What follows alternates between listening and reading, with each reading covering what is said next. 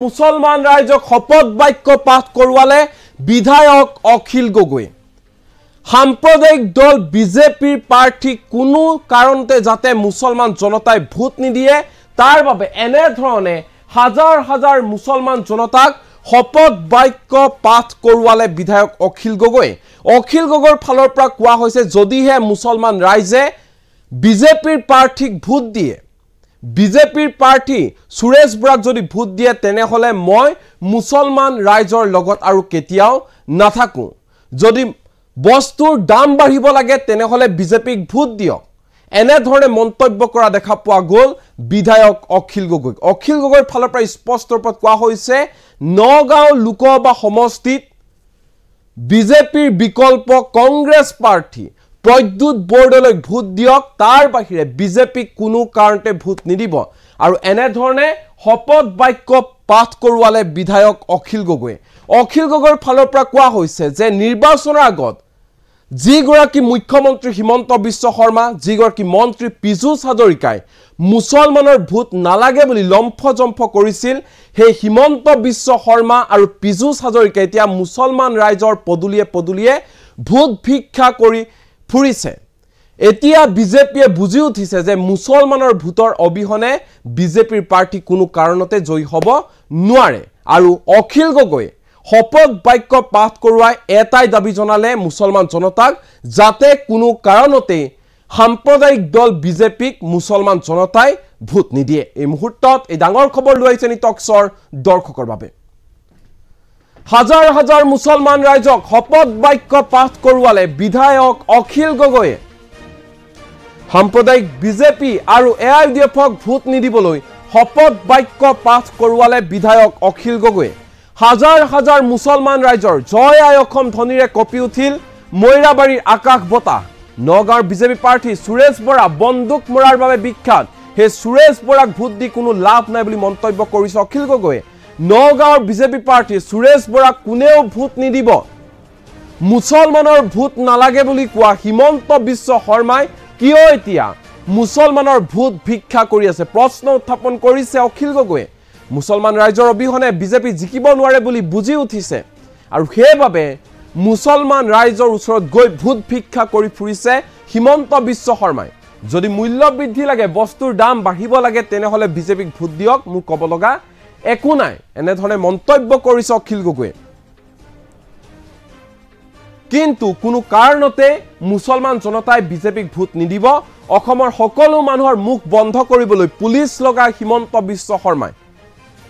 বিশ্ব শৰ্মাৰ কাৰ্যকালত এতিয়া অৰাজকতা চলিছে সমগ্ৰ অসমত কাজিৰঙাত যেতিয়া মুছলমানৰ ঘৰ ভাঙি দিয়া হৈছিল তেতিয়া মুছলমান ৰাইজৰ লগত কেৱল মাত্ৰ অখিল গগৈ আছিল এনে ধৰণে মৈৰাবাৰীত বিশাল জনসভা সম্বোধন কৰি কালিৰ দিনটো দেখা পোৱা গ'ল অখিল গগৈ এনে ধৰণে মন্তব্য প্ৰকাশ কৰিলে শপত বাক্য পাঠ কৰোৱালে আৰু অখিল গগৈৰ ফালৰ পৰা কোৱা হৈছে যদিহে মুছলমান ৰাইজে বিজেপিক ভোট দিয়ে তেনেহলে মই আৰু মুছলমান ৰাইজৰ লগত নাথাকো বিজেপিক এবাৰ বৰ্জন কৰক এই আহ্বান জনাইছে অখিল গগৈ পলম নকৰো কি কৈছে অখিল গগৈ কেনে ধৰণে শপত বাক্য পাঠ কৰোৱাইছে মন দি চাওক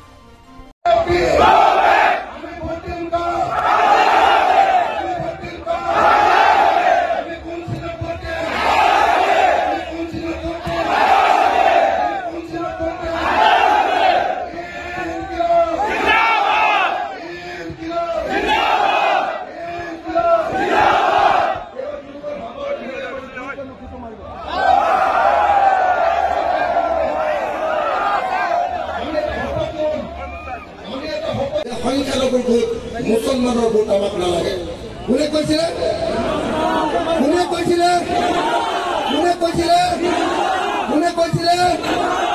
অসম বিধানসভাত কৈছিলে মই সন্মুখত থাকোঁতে কৈছিলে যিটো কৈ মই বহুত হুলস্থুল কৰিছিলো অসম বিধানসভাত কৈছিলে যে ধুবুৰী বৰপেটা লাহৰীঘাট ভীম অঞ্চললৈ মৈৰাবাৰী অঞ্চললৈ গ'লে বাংলাদেশলৈ যোৱা যেন লাগে কৈছিলে নে নাই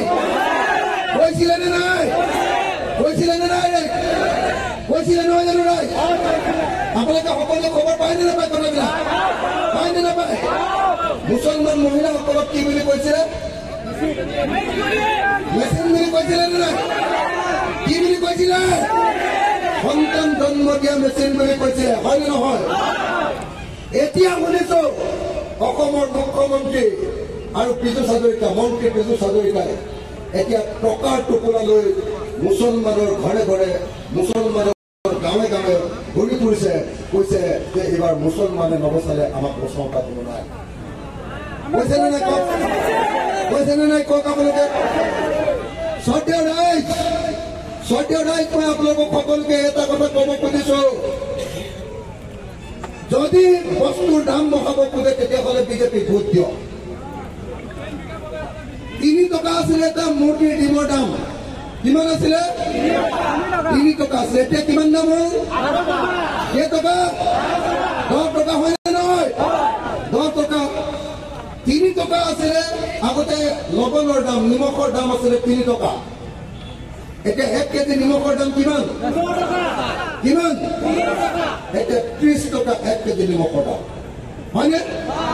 তো যদি আপুনি বস্তুৰ দাম বাঢ়িছে বুলি কয় তেতিয়াহ'লে কয় যে ই মুছলমানৰ এজেণ্ট, কয়নে নকয় কওক?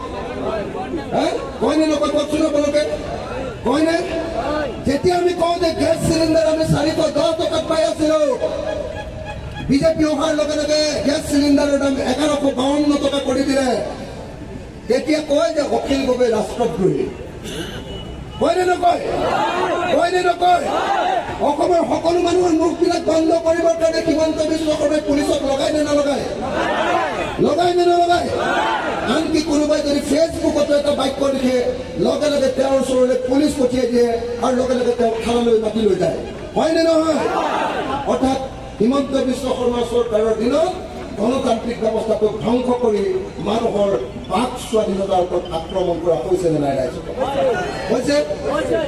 কাজিৰঙাত যেতিয়া উচ্ছেদ হৈছিলে, 1965 চনৰ মাটিৰ ম্যাদী পট্টা থকা মুছলমান মানুহবিলাকৰ ঘৰবিলাক যেতিয়া ভাঙি দিছিলে, তেতিয়া কোনো ৰাজনৈতিক দল তালৈ যোৱা নাছিলে, কৰিছিলে কেৱল অখিল গগৈ আৰু কৃষক মুক্তি সংগ্ৰাম সমিতি। আজি কলে মত নাই, একেলগতে কব দে, একেলগতে আজি মহিলাবাৰে অনুষ্ঠিত হোৱা বিশাল গণসমাৱেশত উপস্থিত থকা সকলো ৰাইজে শপত লওঁ যে বিৰোধী ঐক্যমঞ্চৰ প্ৰাৰ্থী তথা ইণ্ডিয়াৰ প্ৰাৰ্থী তথা কংগ্ৰেছ দলৰ প্ৰাৰ্থী শ্ৰীযুত প্ৰদ্যুৎ বৰদলৈ ডাঙৰীয়াক হাতৰ চিৰত ভোট দি জয়যুক্ত কৰিম। হাতৰ চিৰত ভোট দি ইণ্ডিয়াৰ প্ৰাৰ্থীজনক বিপুল ভোটত জয়যুক্ত কৰিম। সাম্প্ৰদায়িক বিজেপি আৰু সাম্প্ৰদায়িক AIDF দুয়োটাকে আমি একেলগে ব্ৰহ্মপুত্ৰত উটুৱাই দিম। আমি অসমক সাম্প্ৰদায়িকতাবাদৰ পৰা মুক্ত কৰিম। জয় অসম, জয় অসম, জয় অসম। ইনকিলাব, ইনকিলাব, ইনকিলাব, ইনকিলাব, ইনকিলাব, ইনকিলাব। ধন্যবাদ। মই খালি মহিলাসকলক দুটা সৰু কথা কৈ দিওঁ, মাত্ৰ দুটা কথা। কি কাৰণে বিখ্যাত? কি কাৰণে বিখ্যাত? মই নগাঁৱলৈ আহোঁতে চবে কৈছে বোলে সুৰেশ বৰা নামৰ মানুহজন বোলে বন্দুক মৰাৰ কাৰণে বিখ্যাত। হয় নেকি? হয় নেকি? তেওঁৰ বিৰুদ্ধে বহুত মানুহ মৰা বুলি অভিযোগ আছে, হয় নেকি? হয় নেকি? আমি ইলেকশ্যনত ভোট দিওঁ কেলে? আমাৰ জীৱন আৰু সম্পত্তি ৰক্ষা কৰিবলৈ, হয় নে নহয়? যদি মানুহক বন্দুক দি মাৰে তেতিয়াহ'লে এই মানুহক ভোট দিলেতো ডাঙৰ বিপদ হ'ব, হয় নে নহয়? তেতিয়া সুৰেশ বৰাক ভোট দিব পাৰি জানো? পাৰি নে নোৱাৰে? সুৰেশ বৰাই ভোট দিব পাৰিলে নোৱাৰে মই এইকেইদিন নগাঁৱত আছো নগাঁৱৰ ব্যৱসায়ীবিলাকে কৈছে বোলে ছাৰ আমি মৰি গ'লো সুৰেশ বৰাই ভোট দিম সুৰেশ বৰাই বোলে আলফা আৰু চালফা হৈ আমাৰ পৰা যিমান পইচা কাঢ়িছে এতিয়াও টোপনিতে সাৰ পাই যাওঁ বুজে নাই তেতিয়াহ'লে আমি পথাৰত 3বাৰকৈ খেতি কৰিব পাৰোঁ বানপানীৰ পৰা মুক্ত কৰি দিলে পথাৰখন 3বাৰ খেতি এবাৰ শালি এবাৰ বড়ো খেতি আৰু এবাৰ শাক পাচলি খেতি এবাৰ এডৰা পথাৰতে 3বাৰ খেতি কৰিব পাৰিম হয়নে নহয় তাৰ কাৰণে চৰকাৰে কেৱল পানী যোগান দিব লাগে হয়নে নহয় মই ক'লো যে এইটো কৰিব লাগিব চৰকাৰ জানি নহওক লাগে আমি বিধানসভাত সিদ্ধান্ত হ'ম যে সকলোৱে আমি একেলগতে সেইটো সিদ্ধান্ত ল'ম বুজিছে তো এইবোৰ সিদ্ধান্ত ল'বৰ কাৰণে মই প্ৰস্তাৱটো আনিলোঁ তেওঁলোকে মোৰ প্ৰস্তাৱটো সমৰ্থন নকৰিলে তেতিয়া ভোট ল'বলৈ ক'লো মই ক'লো যে কোনে কোনে সমৰ্থন নকৰে ভোট ল'ব লাগে ভোট লওঁতে একদম চৰকাৰ ভাবি যাবলৈ লৈছিলে যেনে তেনে 9টা ভোটত এইবাৰ বিজেপি চৰকাৰক বাচি গ'ল নহ'লে চৰকাৰ ভাঙি দিছিল অলপ এইবাৰ বিধানসভাত সিদ্ধান্ত লোৱা হ'ল যে অসমত যিমান মহিলা আছে চবকে অৰুণোদয় দিয়া হ'ব দেই বাইদেউহঁতক কৈছো বাইদেউ 126জন MLA আমি সিদ্ধান্ত লৈছো 126জন MLA আমি একেলগে সিদ্ধান্ত লৈছো কোনো শিক্ষিত মানুহে কেতিয়াও যেন মানুহ মৰা বুলি অভিযোগ থকা আৰু পইচা তুলি এক্সটেনশ্যন কৰা বুলি অভিযোগ থকা মানুহজনক কেতিয়াও ইয়াৰ বিপৰীতে পঞ্চায়ত বৰ্ডলৈ এজন পঞ্চায়ত বৰ্ডলৈ ইংৰাজীত ধুনীয়াকৈ কথা ক'ব পাৰে পঞ্চায়ত বৰ্ডলৈ অসমৰ উত্থাপন কৰিব পাৰে গতিকে নিশ্চিতভাৱে এজন শিক্ষিত এজন সাংসদ পঞ্চায়ত বৰ্ডলৈ জিকাবৰ কাৰণে সকলো প্ৰস্তুত হৈছে বুলি মই মুখ্যমন্ত্ৰী আৰু দৃষ্টিপাত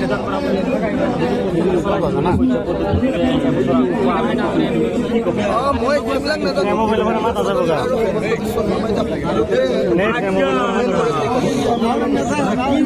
ব্লেকমেইল কৰে ইলেকশ্যনৰ সময়ত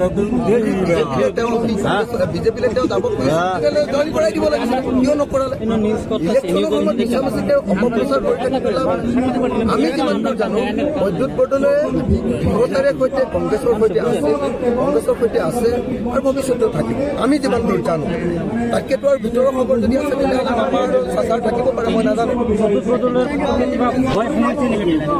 বৈদ্যুৎ বৰ্ডলৈ নগাঁও লোকসভা সমষ্টিত জিকিব সেইটো নিশ্চিত সত্য আৰু সেইকাৰণে বিজেপিয়ে ভয় খাইছে চাচা মামা দুইজনে ভয় খাইছে আপোনালোকে নিশ্চয় দেখিছে যে পীযুষ হাজৰিকাই টকাৰ টোপোলা এটা লৈ আহি এতিয়া টকাৰ টোপোলা এটা লৈ আহি নগাঁও লোকসভা সমষ্টিৰ মুছলমান মানুহবিলাকক এতিয়া পইচা দিয়ে আগতে তেওঁলোকে মুছলমানৰ ভোট নালাগে বুলি কৈছিলে মিয়াৰ ভোট নালাগে বুলি কৈছিলে কিন্তু সেই মিয়াৰ ভোট পাবৰ কাৰণে পীযুষ হাজৰিকা আৰু হিমন্ত বিশ্ব শৰ্মা পাগল হৈ আছে মিয়াৰ ভোটৰ কাৰণে তেওঁলোকে এতিয়া উদ্ভাৱন হৈ আছে তেওঁলোকৰ এতিয়া টোপনি যোৱা নাই যে মিয়াসকলে তেওঁলোকক ভোট দিব লাগিব এনেকুৱা টেনশ্যনত পীযুষ হাজৰিকা আৰু হিমন্ত বিশ্ব শৰ্মা আছে যে এতিয়া কেৱল তেওঁলোকে নিৰ্বাচনী বৰ্ডৰে মিয়াৰ ভোটেৰে পাতিম বুলি ভাবিছে মুছলমান গতিকে মই ভাবোঁ যে তেওঁলোকে ভয় খাইছে নহ'লে ইমান দিন মিয়াৰ ভোট নালাগে বুলি কৈ থকা আকৌ মিয়াৰ ভোট বিচাৰিবলৈ কেলৈ আহিছে তেওঁলোকে এতিয়াতো হিমন্ত বিশ্ব শৰ্মাই যিমানকেইখন নগাঁৱত মিটিং কৰিলে সংখ্যা গুৰু অঞ্চলত মিটিঙে নকৰিলে চব মিটিং অকল সংখ্যালঘিষ্ঠ অঞ্চলত কৰিলে সংখ্যা আপোনাৰ মুছলমান অঞ্চলত কৰিলে মানে মুছলমান অঞ্চলৰ পৰা ভোট ল'বলৈ যোৱা মানে কি তেওঁলোকে ভয় খাইছে ইমান দিন মুছলমানৰ ভোট নালাগে বুলি কৈ আছিলে গতিকে বিজেপি যে হাৰিব সেই কথাটো খতম হৈ গৈছে ব্যৱধানত খতম হৈ গৈছে নগাঁও লোকসভা সমষ্টিৰ বিজেপিয়ে যিজন প্ৰাৰ্থী দিলে সেই প্ৰাৰ্থীজন সকলোৱে জানে সাংঘাতিক ধৰণৰ হৈ আছে তেখেতে আলফা আৰু চালফাৰ সময়ত তেখেতে বহু মানুহক হত্যাকাণ্ডত জড়িত থকা বুলি ব্যাপক অভিযোগ আছে মানুহে নিজৰ জীৱনৰ নিৰাপত্তাক লৈ তেখেতৰ ওচৰত কেতিয়াও আশ্বস্ত নহয়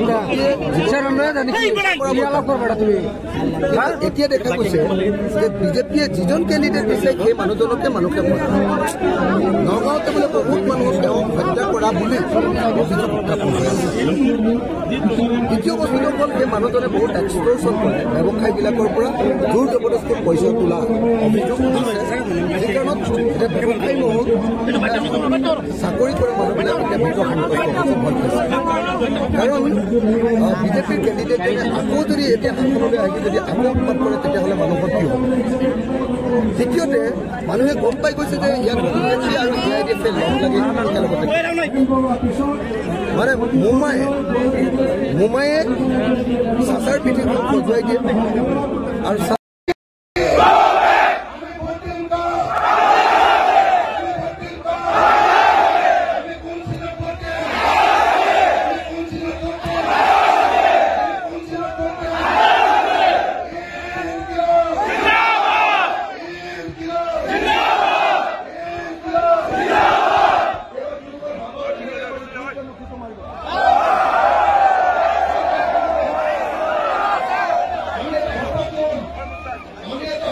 সংখ্যালঘুৰ ভোট মুছলমানৰ ভোট আমাক নালাগে কোনে কৈছিলে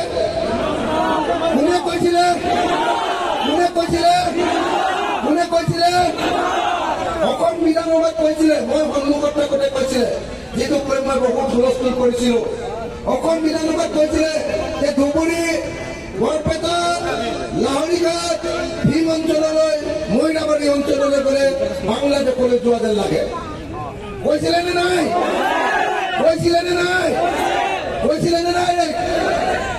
নহয় জানো নাই আপোনালোকে সকলোৱে খবৰ পায় নে নাপায় কথাবিলাক পায় নে নাপায় মুছলমান মহিলাসকলক কি বুলি কৈছিলে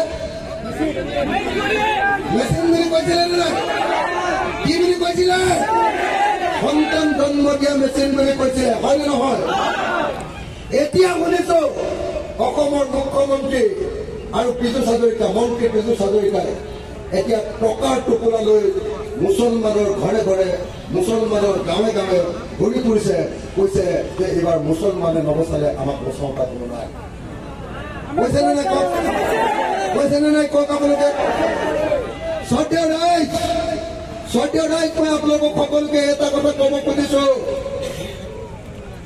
যদি বস্তুৰ দাম বঢ়াব খোজে তেতিয়াহ'লে বিজেপি ভোট দিয়ক 3 টকা আছিলে এটা মুৰ্গীৰ ডিমৰ দাম কিমান আছিলে 3 টকা আছিলে এতিয়া কিমান দাম হ'ল কেইটকা 10 টকা হয়নে নহয় 10 টকা 3 টকা আছিলে আগতে লৱণৰ দাম নিমখৰ দাম আছিলে 3 টকা এতিয়া 1 কেজি নিমখৰ দাম কিমান এতিয়া 30 টকা 1 কেজি নিমখৰ দাম হয়নে তো যদি আপুনি বস্তুৰ দাম বাঢ়িছে বুলি কয় তেতিয়াহ'লে কয় যে ই মুছলমানৰ এজেণ্ট কয়নে নকয় কওক কওকচোন আপোনালোকে কয়নে যেতিয়া আমি কওঁ যে গেছ চিলিণ্ডাৰ আমি 410 টকাত পাই আছিলো বিজেপি অহাৰ লগে লগে গেছ চিলিণ্ডাৰৰ দাম 1152 টকা কৰি দিলে তেতিয়া কয় যে অখিল গগৈ ৰাষ্ট্ৰদ্ৰোহী কয়নে নকয় অসমৰ সকলো মানুহৰ মুখবিলাক বন্ধ কৰিবৰ কাৰণে হিমন্ত বিশ্ব শৰ্মাই পুলিচক লগাই নে নলগায় আনকি কোনোবাই যদি ফেচবুকতো এটা বাক্য লিখে লগে লগে তেওঁৰ ওচৰলৈ পুলিচ পঠিয়াই দিয়ে আৰু লগে লগে তেওঁক থানালৈ মাতি লৈ যায় হয়নে নহয় অৰ্থাৎ হিমন্ত বিশ্ব শৰ্মা চৰকাৰৰ দিনত গণতান্ত্ৰিক ব্যৱস্থাটোক ধ্বংস কৰি মানুহৰ বাক স্বাধীনতাৰ ওপৰত আক্ৰমণ কৰা হৈছে নে নাই ৰাইজক হৈছে কাজিৰঙাত যেতিয়া উচ্ছেদ হৈছিলে 1965 চনৰ মাটিৰ ম্যাদী পট্টা থকা মুছলমান মানুহবিলাকৰ ঘৰবিলাক যেতিয়া ভাঙি দিছিলে তেতিয়া কোনো ৰাজনৈতিক দল তালৈ যোৱা নাছিলে কৰিছিলে কেৱল অখিল গগৈ আৰু কৃষক মুক্তি সংগ্ৰাম সমিতি আজি কলে মত নাই একেলগতে কব দে একেলগতে আজি মহিলাবাৰে অনুষ্ঠিত হোৱা বিধান গণসমাৱেশত উপস্থিত থকা সকলো ৰাইজে শপত লওঁ যে বিৰোধী ঐক্যমঞ্চৰ প্ৰাৰ্থী তথা ইণ্ডিয়াৰ প্ৰাৰ্থী তথা কংগ্ৰেছ দলৰ প্ৰাৰ্থী শ্ৰীযুত ভোটটোত বৰদলৈ ডাঙৰীয়াক হাতৰ চিৰত ভোট দি জয়যুক্ত কৰিম। হাতৰ চিৰত ভোট দি ইণ্ডিয়াৰ প্ৰাৰ্থীজনক বিপুল ভোটত জয়যুক্ত কৰিম। সাম্প্ৰদায়িক বিজেপি আৰু সাম্প্ৰদায়িক AIDF দুয়োটাকে আমি একেলগে ব্ৰহ্মপুত্ৰত উটুৱাই দিম। আমি অসমক সাম্প্ৰদায়িকতাবাদৰ পৰা মুক্ত কৰিম। জয় অসম, জয় অসম, জয় অসম। ইনকিলাব, ইনকিলাব, ইনকিলাব, ইনকিলাব, ইনকিলাব, ইনকিলাব। ধন্যবাদ। মই খালি মহিলাসকলক দুটা সৰু কথা কৈ দিওঁ, মাত্ৰ দুটা কথা। কি কাৰণে বিখ্যাত, কি কাৰণে বিখ্যাত? মই নগাঁৱলৈ আহোঁতে চবেই কৈছে বোলে সুৰেশ বৰা নামৰ মানুহজন বোলে বন্দুক মৰাৰ কাৰণে বিখ্যাত। হয় নেকি? হয় নেকি? তেওঁৰ বিৰুদ্ধে বহুত মানুহ মৰা বুলি অভিযোগ আছে। হয় নেকি? হয় নেকি? আমি ইলেকশ্যনত ভোট দিওঁ কেলে? আমাৰ জীৱন আৰু সম্পত্তি ৰক্ষা কৰিবলৈ হয় নে নহয়? যদি মানুহক বন্দুক দি মাৰে তেতিয়াহ'লে এই মানুহক ভোট দিলেতো ডাঙৰ বিপদ হ'ব। হয় নে নহয়? তেতিয়া সুৰেশ বৰাক ভোট দিব পাৰি জানো? পাৰিনে নোৱাৰে? সুৰেশ বৰাক ভোট দিব পাৰিনে নোৱাৰে? মই এইকেইদিন নগাঁৱত আছো, নগাঁৱৰ ব্যৱসায়ীবিলাকে কৈছে বোলে ছাৰ আমি মৰি গ'লো সুৰেশ বৰাক ভোট দি দিছোঁ। সুৰেশ বৰাই বোলে আলফা আৰু চালফা হৈ আমাৰ পৰা যিমান পইচা কাঢ়িছে এতিয়াও টোপনিতে সাৰ পাই যাব। বুজে নে নাই? তেতিয়াহ'লে আমি পথাৰত 3বাৰকৈ খেতি কৰিব পাৰোঁ। বানপানীৰ পৰা মুক্ত কৰি দিলে পথাৰখন 3বাৰ খেতি, এবাৰ শালি, এবাৰ বড়ো খেতি আৰু এবাৰ শাক পাচলি খেতি। এবাৰ এডৰা পথাৰতে 3বাৰ খেতি কৰিব পাৰিম। হয় নে নহয়? তাৰ কাৰণে চৰকাৰে কেৱল পানী যোগান দিব লাগে। হয় নে নহয়? মই ক'লো যে এইটো কৰিব লাগিব, চৰকাৰ জানি নহওক লাগিলে আমি বিধানসভাত সিদ্ধান্ত হওঁ যে সকলোৱে আমি একেলগতে সেইটো সিদ্ধান্ত লওঁ। বুজিছে? তো এইবোৰ সিদ্ধান্ত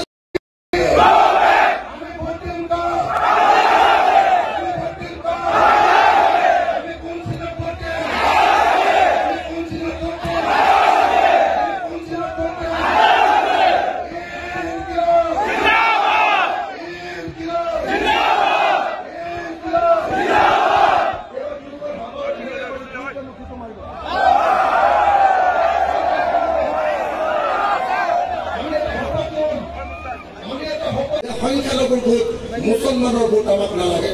কোনে কৈছিলে? কোনে কৈছিলে? কোনে কৈছিলে? কোনে কৈছিলে? অসম বিধানসভাত কৈছিলে, মই সন্মুখত থাকোঁতে কৈছিলে, যিটো কৈ মই বহুত হুলস্থুল কৰিছিলো। অসম বিধানসভাত কৈছিলে যে ধুবুৰী, বৰপেটা, লাহৰীঘাট, ভীম অঞ্চললৈ, মৈৰাবাৰী অঞ্চললৈ গ'লে বাংলাদেশলৈ যোৱা যেন লাগে। কৈছিলে নে নাই? কৈছিলে নে নাই? কৈছিলে নে নাই? কৈছিলে নহয় জানো? নাই? আপোনালোকে সকলোৱে খবৰ পায় নে নাপায়? কথাবিলাক পায় নে নাপায়? মুছলমান মহিলাসকলক কি বুলি কৈছিলে? মেচিন বুলি কৈছিলে নে নাই? কি বুলি কৈছিলে? সন্তান জন্ম দিয়া মেচিন বুলি কৈছিলে। হয় নে নহয়? এতিয়া শুনিছো অসমৰ মুখ্যমন্ত্ৰী আৰু পীযুষ হাজৰিকা, মন্ত্ৰী পীযুষ হাজৰিকাই এতিয়া টকাৰ টোপোলা লৈ মুছলমানৰ ঘৰে ঘৰে, মুছলমানৰ গাঁৱে গাঁৱে ঘূৰি ফুৰিছে, কৈছে যে এইবাৰ মুছলমানে নবচালে আমাক বচাওঁতা কোনো নাই। কৈছে নে নাই কওক? কৈছে নে নাই কওক আপোনালোকে? শ্ৰদ্ধেয় ৰাইজ, শ্ৰদ্ধেয় ৰাইজ, মই আপোনালোকক সকলোকে এটা কথা ক'ব খুজিছো, যদি বস্তুৰ দাম বঢ়াব খোজে তেতিয়াহ'লে বিজেপি ভোট দিয়ক। 3 টকা আছিলে এটা মুৰ্গীৰ ডিমৰ দাম। কিমান আছিলে? 3 টকা আছিলে। এতিয়া কিমান দাম হ'ল? কেইটকা? 10 টকা। হয়নে নহয়? 10 টকা। 3 টকা আছিলে আগতে লবণৰ দাম, নিমখৰ দাম আছিলে 3 টকা। এতিয়া 1 কেজি নিমখৰ দাম কিমান কিমান এতিয়া 30 টকা 1 কেজি নিমখৰ দাম হয়নে তো যদি আপুনি বস্তুৰ দাম বাঢ়িছে বুলি কয় তেতিয়াহ'লে কয় যে ই মুছলমানৰ এজেণ্ট কয়নে নকয় কওক কয়নে নকয় কওকচোন আপোনালোকে কয়নে যেতিয়া আমি কওঁ যে গেছ চিলিণ্ডাৰ আমি 410 টকাত পাই আছিলো বিজেপি অহাৰ লগে লগে গেছ চিলিণ্ডাৰৰ দাম 1152 টকা কৰি দিলে তেতিয়া কয় যে অখিল গগৈ ৰাষ্ট্ৰদ্ৰোহী কয়নে নকয় অসমৰ সকলো মানুহৰ মুখবিলাক বন্ধ কৰিবৰ কাৰণে হিমন্ত বিশ্ব শৰ্মাই পুলিচক লগাই নে নলগায় আনকি কোনোবাই যদি ফেচবুকতো এটা বাক্য লিখে লগে লগে তেওঁৰ ওচৰলৈ পুলিচ পঠিয়াই দিয়ে আৰু লগে লগে তেওঁক থানালৈ মাতি লৈ যায় হয়নে নহয় অৰ্থাৎ হিমন্ত বিশ্ব শৰ্মা চৰকাৰৰ দিনত গণতান্ত্ৰিক ব্যৱস্থাটোক ধ্বংস কৰি মানুহৰ বাক স্বাধীনতাৰ ওপৰত আক্ৰমণ কৰা হৈছে নে নাই ৰাইজক হৈছে কাজিৰঙাত যেতিয়া উচ্ছেদ হৈছিলে 1965 চনৰ মাটিৰ ম্যাদী পট্টা থকা মুছলমান মানুহবিলাকৰ ঘৰবিলাক যেতিয়া ভাঙি দিছিলে তেতিয়া কোনো ৰাজনৈতিক দল তালৈ যোৱা নাছিলে কৰিছিলে কেৱল অখিল গগৈ আৰু কৃষক মুক্তি সংগ্ৰাম সমিতি আজি